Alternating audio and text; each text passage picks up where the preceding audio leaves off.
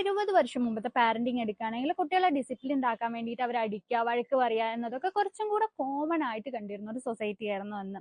ഇത് അന്നും ശരിയാണ് എന്നല്ല, പക്ഷെ ഇത് കുറച്ചും കൂടെ അക്സെപ്റ്റഡ് ആയിരുന്നു അന്ന്.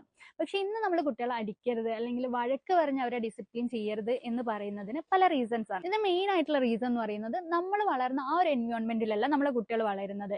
ടെക്നോളജി നോക്കുകയാണെങ്കിലും എഡ്യൂക്കേഷൻ സ്റ്റൈല്, അതേപോലെ തന്നെ ഫിലിംസ്, സോഷ്യൽ മീഡിയ ഇൻഫ്ലുവൻസ്, കുട്ടികൾ അനുഭവിക്കുന്ന പ്രഷർ, ഇതൊക്കെ ഡിഫറെന്റ് ആണ്.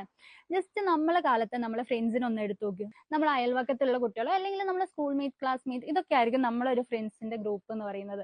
പക്ഷെ നമ്മളെ കുട്ടികൾക്ക് ലോകത്തിലെ ഏത് കോണിലുള്ള ആളുമായിട്ടും ഫ്രണ്ട്ഷിപ്പ് ഉണ്ടാക്കാനുള്ള ഒരു ഓപ്പർച്യൂണിറ്റി അവർക്കുണ്ട്.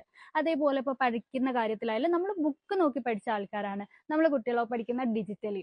ഇതേപോലെ എല്ലാത്തിലും ആ ഒരു ചേഞ്ച് വന്നിട്ടുണ്ട്. നമ്മുടെ പാരന്റിങ് സ്റ്റൈലും ഇന്നത്തെ കുട്ടികളുടെ സൈക്കോളജി അനുസരിച്ച്, ഇന്നത്തെ ജനറേഷൻ അനുസരിച്ച് നമ്മൾ അപ്ഡേറ്റ് ചെയ്യണ്ടേ. സോ ഈ ഒരു പാരന്റിങ്ങിന്റെ സ്റ്റൈൽ വരുമ്പോൾ മാത്രം നമ്മൾ എന്തിനാ ഇപ്പോഴും ആ ഒരു ഓൾഡ് സ്കൂൾ പാരന്റിങ് സ്റ്റൈൽ മതി എന്ന് ചാടിയം പിടിക്കുന്നത്. അപ്പൊ ഈ ഒരു 2K കിഡ്സ് മുഴുവൻ വഴിതെറ്റി പോയൊരു ജനറേഷൻ ആണ് എന്നൊക്കെ പറഞ്ഞ് ക്രിട്ടിസൈസ് ചെയ്യുന്നതിന് പകരം നമ്മളെ കുട്ടികളിൽ നല്ല കുറെ വാല്യൂസ് നമ്മൾ ഇൻസിസ്റ്റ് ചെയ്യണം. സോ ഓരോ പാരന്റ്സും നമ്മളെ കുട്ടികളെ ബെറ്റർ ആയിട്ടുള്ള ഒരു ഇൻഡിവിജ്വൽ ആക്കും എന്നുള്ള ഒരു ഡിസിഷൻ എടുത്തു കഴിഞ്ഞാൽ നമുക്ക് ബെറ്റർ ആയിട്ടുള്ള ഒരു ജനറേഷൻ വാർത്തെടുക്കാം.